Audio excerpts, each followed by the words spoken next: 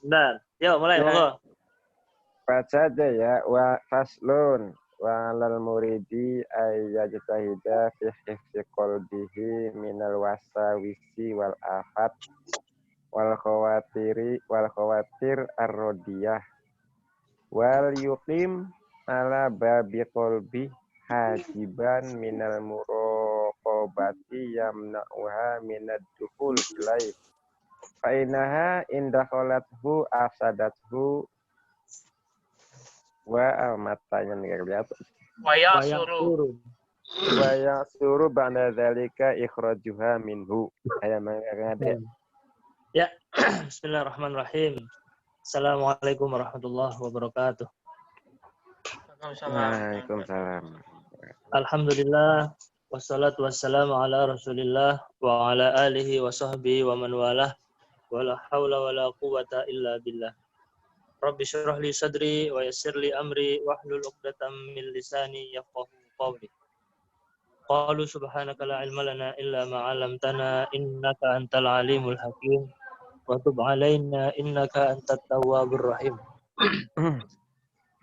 Nawaitu ta'allum wa ta'lim wa tadhakkur wa tadhkir wa naf'a wal intifa' wal ifadah wal istifadah wal hassa ala tamassuki bi kitabillahi wa sunnati rasulih ibtigha'a wajhihi wa qurbihi wa thawabihi subhanahu wa ta'ala. Allahumma akhrijna min dhulumatil wahmi wa akrimna min nuril fahmi waftah alaina bi ma'rifatil ilmi amma ba'du. Qala al-mu'allifu rahimahullahu ta'ala wa nafa'ana bihi wa bi 'ulumihi fi darain amin. Faslun. Dan hendaknya seorang murid, seorang salik bersungguh-sungguh dalam menjaga qalbunya dari was-was dan perkara-perkara yang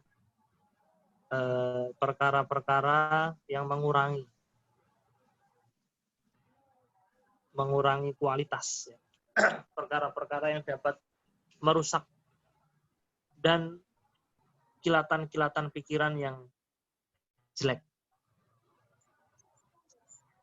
Wal yukim ala babi qalbihi, hendaklah dia membangun sebuah hijab, sebuah, sebutlah benteng, ya.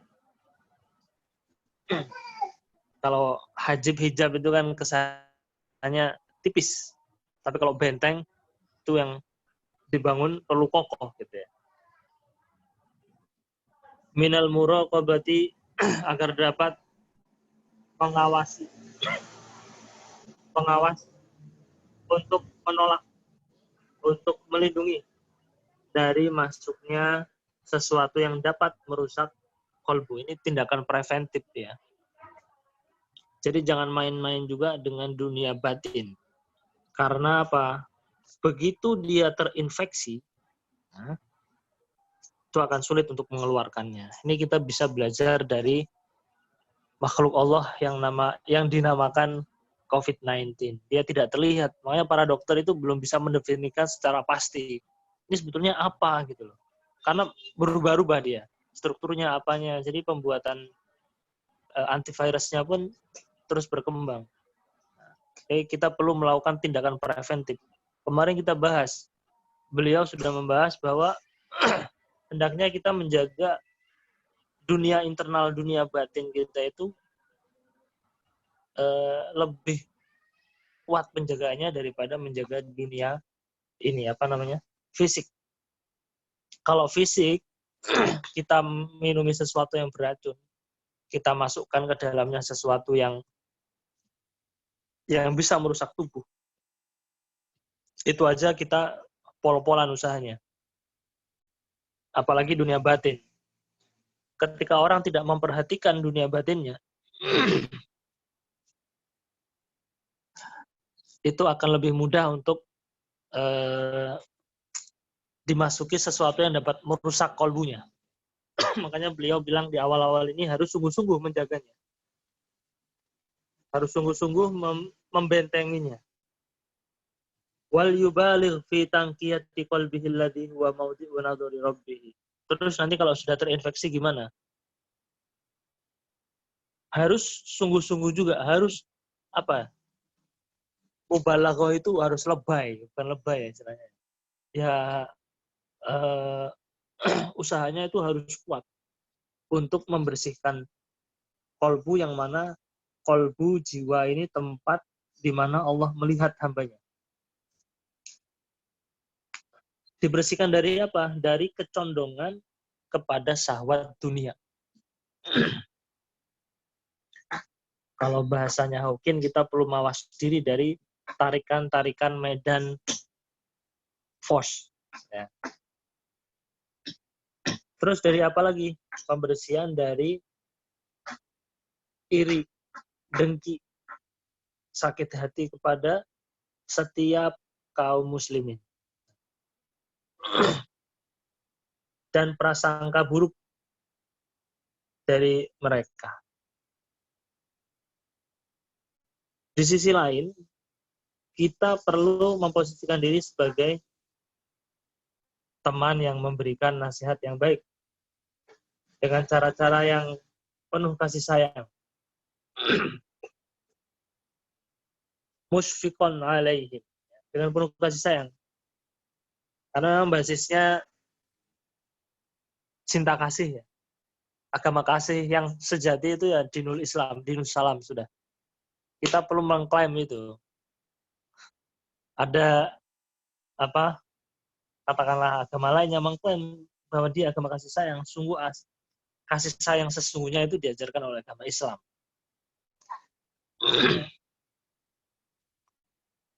Yuhibbu lahum ma yuhibbu li nafsihi minal khair. Mencintai mereka sebagaimana kita mencintai diri kita sendiri untuk mendapatkan kebaikan. Makanya ketika ada pengajian, ada hal-hal yang baik, kita perlu share, kita perlu ajak. Ya. Mengajaknya memang untuk kebaikan dia sebagaimana kita menginginkan kebaikan. Bukan mengajak-ngajak yang ada modusnya. Kadang orang ngajak temannya, ayo datang seminar. Pikirannya apa? Bisa di prospek. Gitu ya. Itu kan materialistis dan jangka pendek. Wal ta'lam ayyuhal murid anna lil qalbi ma'asi hiya afhashu wa aqbahu wa akhbathu min ma'asil jawarih. Ketahuilah wahai para murid, para salik, bahwa sesungguhnya kolbu jiwa, hati seorang hamba itu ada maksiat-maksiat. Bisa juga dia melakukan maksiat. Pengingkaran terhadap Allah Subhanahu wa taala. Membangkang terhadap apa yang telah Allah titahkan. Dan itu lebih parah, lebih jelek, lebih buruk dari maksiat yang dilakukan oleh anggota badan. Kalau kita masih ingat kan, dunia internal itu determinan kepada eksternal. Tidak hanya mempengaruhi, tapi menentukan apa yang ada di dunia eksternal. Ketika seseorang melakukan suatu tindakan maksiat ya, maka maksiatnya kolbu ini lebih parah itu, lebih jelek, lebih buruk daripada apa yang nampak. Dan kita ngomong kayak gini itu yang kita omongin mengarahnya ke dalam ya.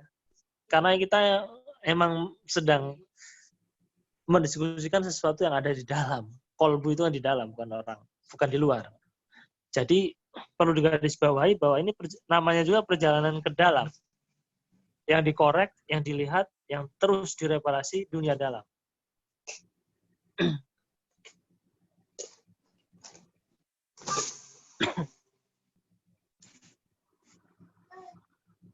Wala yasluhul qalbu linuzuli ma'rifatillahi wa mahabbatihi ta'ala illa ba'da takhalli anha wa takhallus minha.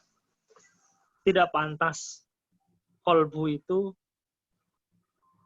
menjadi tempat landingnya ma'rifatullah, pengetahuan tentang Allah, dan cinta kasih Allah kecuali setelah dibersihkan, dikosongkan, dan dimurnikan dari maksiat-maksiat qalbu tadi.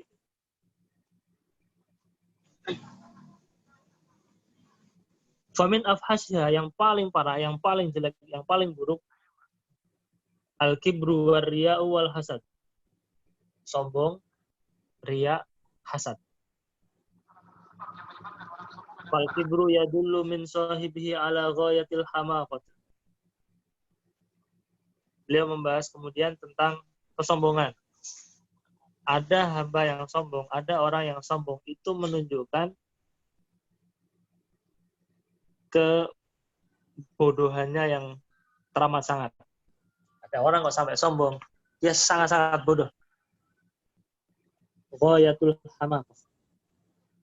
Wa nihayatil jahalati wal ghabawah.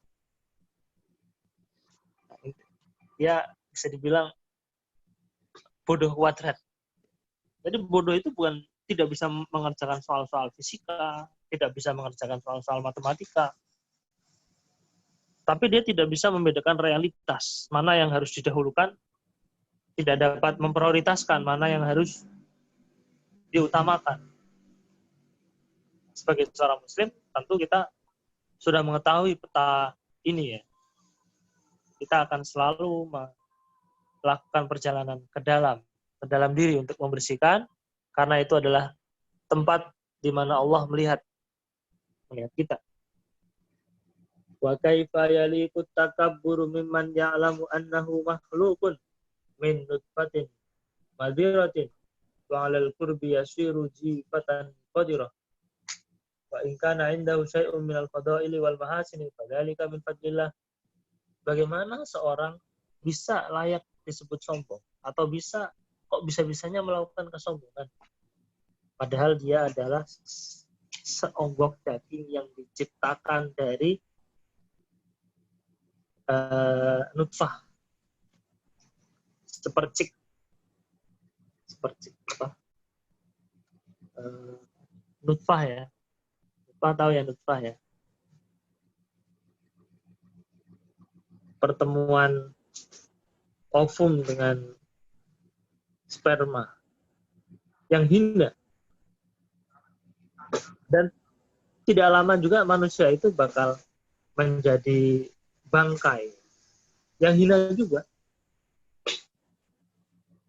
Kalaupun dia memiliki kelebihan, kebaikan, sejatinya itu adalah kebaikan dari Allah Subhanahu wa taala lah yang membuat. Laisa lahu fihi qudratun wala fi tahsilhi haulun wala quwwatun. Tidaklah sejatinya manusia itu memiliki daya upaya untuk menghasilkannya. Itu karena titipan aja, diberi saja, difasilitasi. Awala yakhsha idza takabbaru ala ibadillahi bima ataahu Allahu min fadlihi ay yaslubahu ma ataahu bisu'i adabi. Apa dia tidak takut orang yang sombong kepada hamba Allah yang lain itu kemudian fadilah itu diambil karena buruknya perilaku. Wa munaza'atihi li rabbih fi wasfihi, dan dia berkonflik ya, face to face dengan Allah Subhanahu wa taala karena memang tidak layak gitu loh. Seorang yang diciptakan, difasilitasi, kemudian dia mengaku-ngaku memiliki sifat-sifat yang hanya sifat itu pantas bagi Allah saja.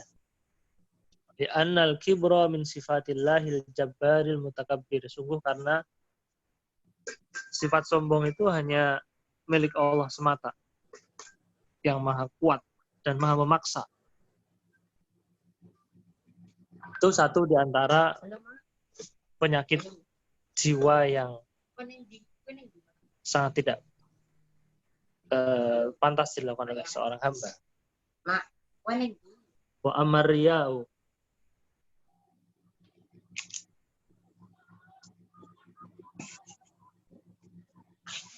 wa amar riya'u Adapun riya, fayadullu ala khuluwi qalbil mura'i min 'azamatillahi wa ijlali.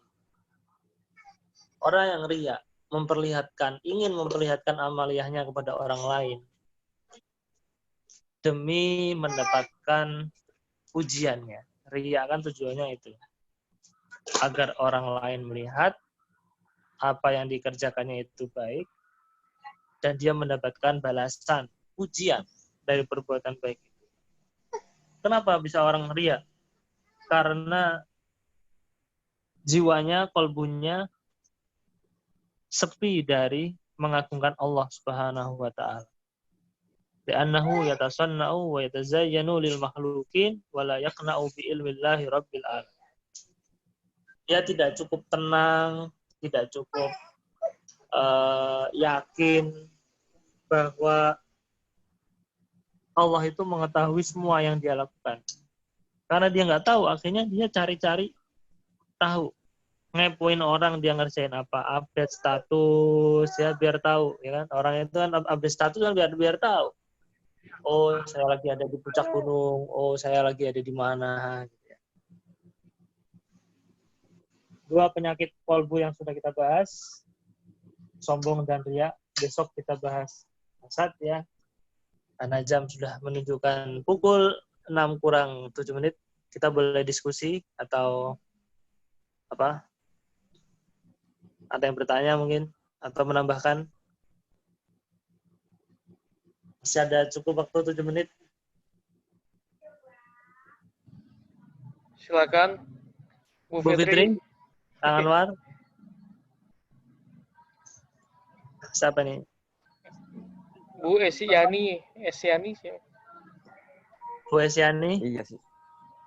Silakan yang lainnya dulu. Ya.